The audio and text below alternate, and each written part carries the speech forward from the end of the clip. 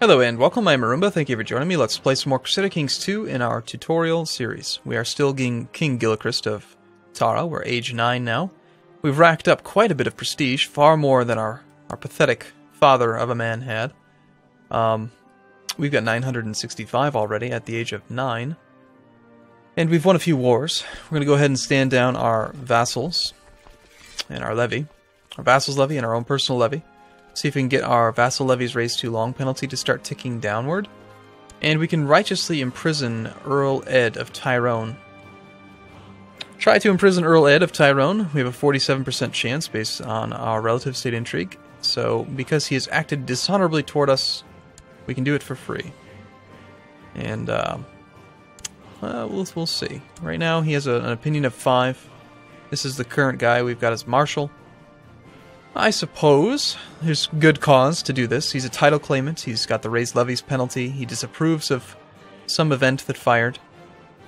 And at the same time, even though we've got him taking care of our sister for us right now, we have another character who wants to become Marshal.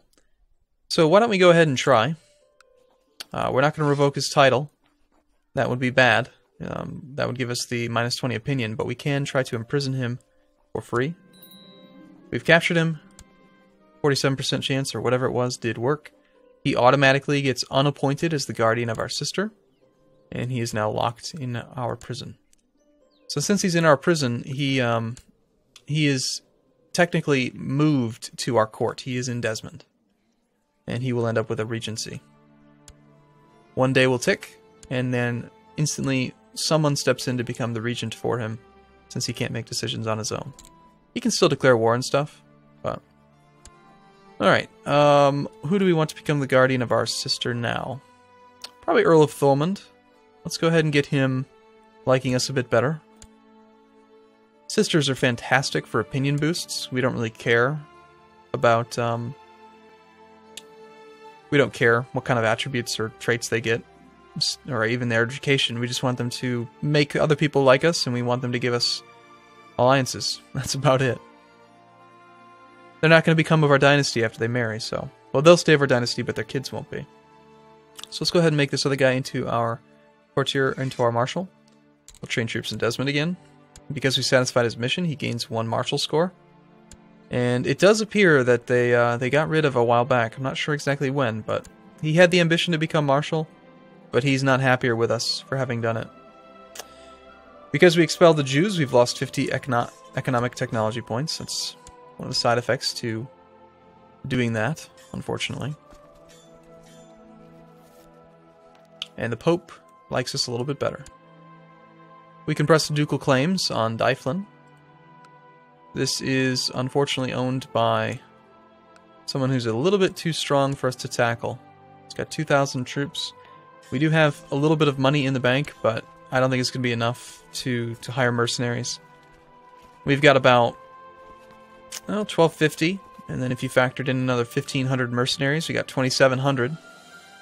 We have another event to try and make us proud. Let's see what our guardian has to say about that. My guardian called me an arrogant braggart, told me the story of Icarus and Daedalus. So pride goeth before fall. So we've lost the proud trait. So because he's not proud, he doesn't approve. Other economic technology points is gone. If you play with me, I'll let you play with my toys. I'm nice. Our guardian is not charitable, but he might let us keep this one. If you don't see anything right away, then he's decided to either allow it to stick and not challenge it, or he it's possible that he tried to challenge it, but there's a 90% chance of it failing and a 10% chance of it sticking, and it just stuck. But either way, we did get to keep the charitable trait, which gives us a nice little diplomacy boost. It would appear that the military in your realm has suffered. We should invite the Jews back. We are finding... This is the College Cardinals game. We're seeing people getting appointed as College Cardinals. That's fine. We're not going to really worry about it. We've got our 2 prisoners. We could get 70 ducats if we wanted to ransom this guy back. He's pretty disappointed with us right now for being imprisoned. But, you know, 70 ducats is pretty appealing. The other thing that we could do, since he's in our prison, is we could just banish him. We can take 242 gold.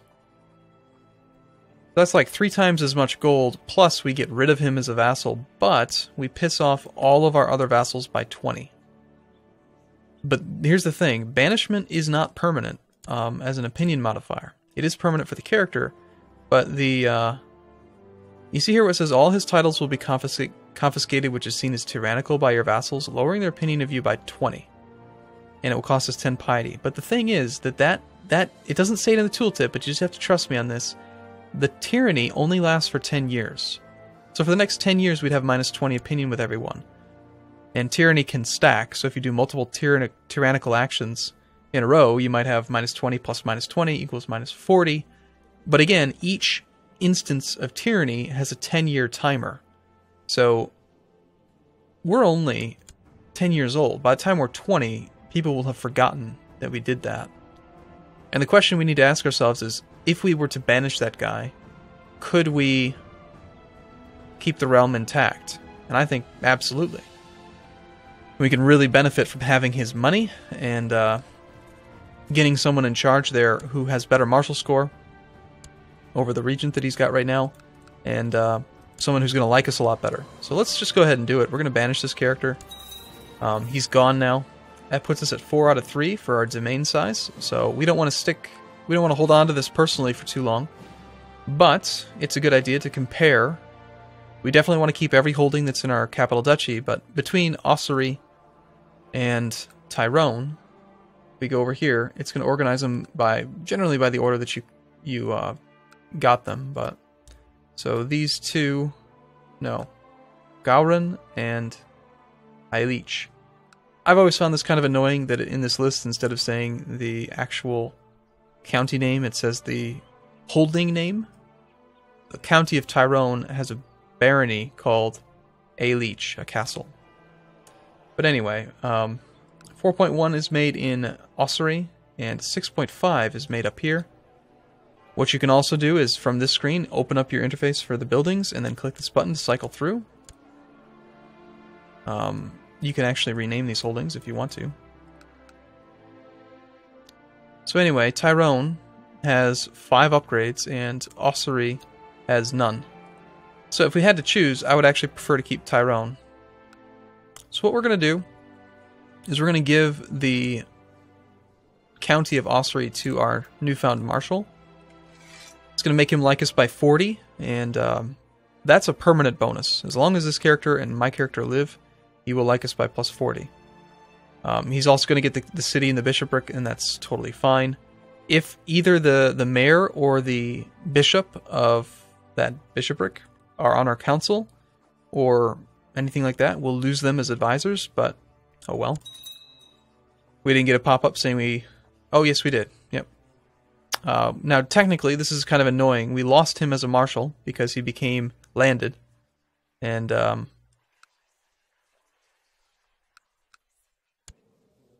now we need to reappoint him.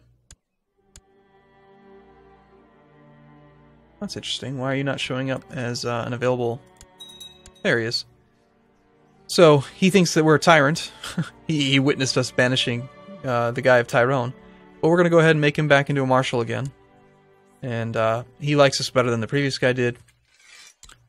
And we also have quite a bit more money that we can now use to upgrade this holding again. So next up we'll do the barracks. And we'll also do the barracks probably in Ormond. You know what? Maybe we'll even upgrade Tyrone? No. Ormond is in our county capital. It's better. Do barracks there as well. It's tempting to just use mercenaries, but the advantage long-term to upgrading your holdings far outweighs the value of mercenaries. Like, you know, doing something like upgrading your barracks gives you 45 more troops, which is nothing compared to the 1,500 you can get from mercenaries. But these are permanent. You know, these will permanently protect the garrison. They're modified by your levy modifiers. When we start tacking on the keep, which increases the levy size by a percentage, all of a sudden those 45 troops are worth more. And it's just, I find it better to upgrade directly. Now, I just clicked through some events because I usually don't care, but somebody just had a baby. My mother just gave birth to a Couple half-brothers. We married my nephew off to my mother. And they made twins together. Ulgarg and Liam. We're up to 1,000 prestige, which gives us 10 opinion with everyone on the map, which is quite nice. Notice how the realm is still quite stable. A little tiny bit of tyranny is not going to be the end of the day. We've got a claim on the county of Ossory. We already have that. So this is an instance where I've forgotten to move my chancellor. So saying use it wouldn't make much sense unless I want to revoke this county from him. Instead, what we should do is we should move him to another province that we do want to take, like, say, Leinster, and then say use it. And now we can declare war on you and claim Leinster. So let's go ahead and size him up. We've got about 1,400 troops. We probably have far more than he does. He's got 736 right now, and he has no allies. So we'll go ahead and declare that war. We will raise up our levy. You always have to declare war before you can raise levy, unless you're using retinue or mercenaries. Get the whole thing together. Put our best leader in the center. And especially we'll put this guy with negative 98 opinion of us in the center. Let's see if we can get him to die. He's a good military man, and he might die. If he were to die, then his heir would like us a lot better. We've captured Serbal MacDungal. How nice. Is he worth anything? Is he worth any war score? Well, we don't really care. He'll pay his own ransom.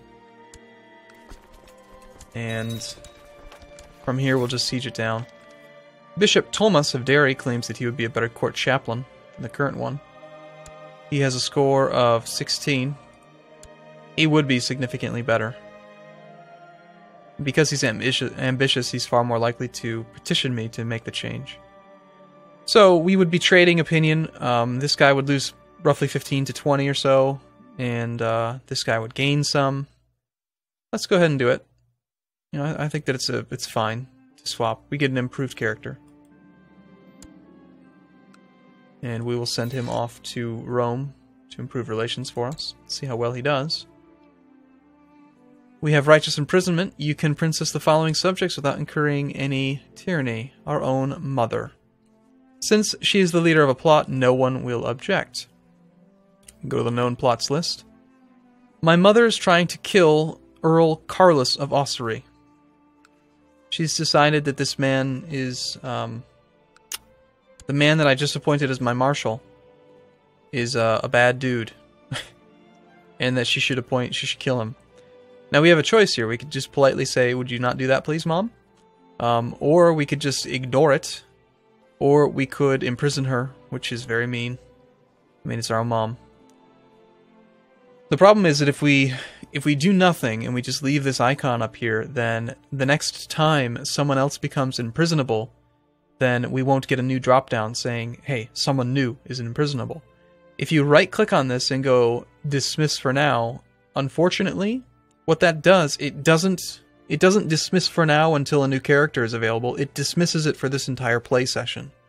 So the next time you load into Crusader Kings 2, fresh from desktop, the icon will appear. But it's not going to just come back in this session. If you disable, then in order to re-enable it, you need to go into your outliner and go to disabled alerts and then re-enable it. But this is something that players have been asking for forever.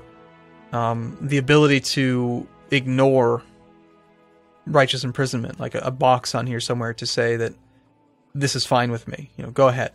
But for now, we'll just let our mom try to murder the man. Actually, you know, I really don't know that I want her to do that. Let's just politely ask her to not try to murder our marshal. Your demand is just my scheming. People are naive fools, laughing, dancing, and nodding like puppets to the false tune played by priests and noblemen. Charlatans, all. It is all pointless. We become cynical. Our guardian is probably not going to let us be cynical, I hope. Nope. He's going to let us be cynical. What a bastard. Cynical characters don't like clergy. They're not really believers in faith. It gives them better intrigue score, but the church doesn't like it. Now, unfortunately, it looks like this bishopric, look at that size of that garrison. 493 plus the levy. Since he hasn't taken the levy out, the levy is also helping protect it. We don't have enough troops to actually take it, so we can't take the bishopric. Fortunately, we do have 100 war score already, so we'll just enforce demands. And again, this was a personal strong claim, so we do end up taking the land from him, which puts us over our domain limit, and we can now create the Kingdom of Ireland and the Duchy of Leinster. So because we have more than 51% of the Duchy of Leinster, we can create that duchy, and because we have more than 51% of Ireland, we can create Ireland. We need 200 piety and 385 ducats to do this. And to create the duchy is just money, but we don't really need an extra ducal title. Leinster is a well-upgraded holding. I think that we do want to keep this. It's even better than Tyrone. And it's also adjacent to the other personal holdings that we have. So I think we'll keep Leinster. Let's find someone that we can grant this County of Tyrone to.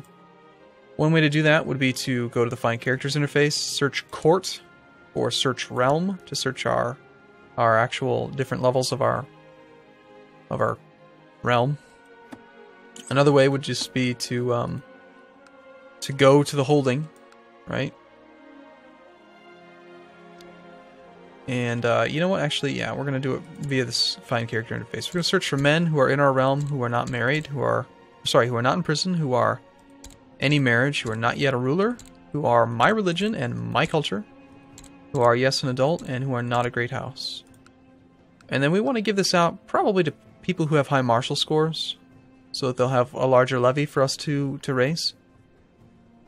Whatever percent increase they have in levy size.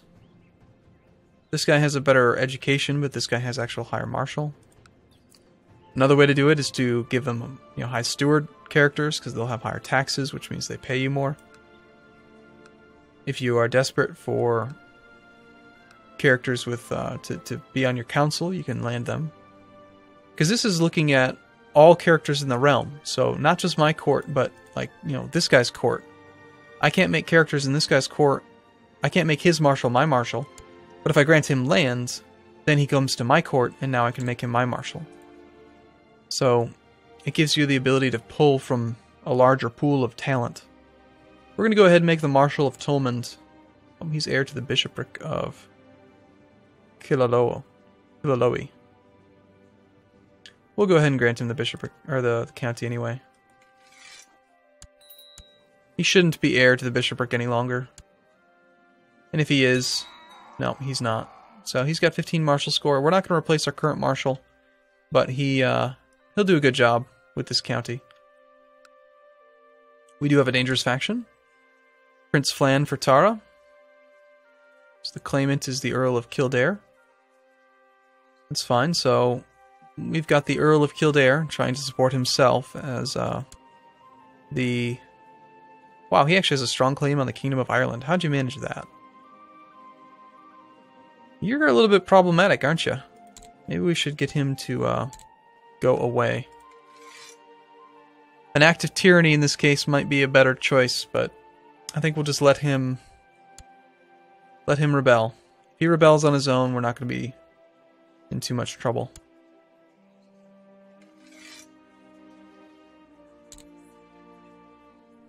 And from here, I think we stockpile some money, and we hope that we can form that kingdom soon. So, alright, I'm going to take a break here. I'll see you again soon. Thanks for watching, everyone. See you in a bit.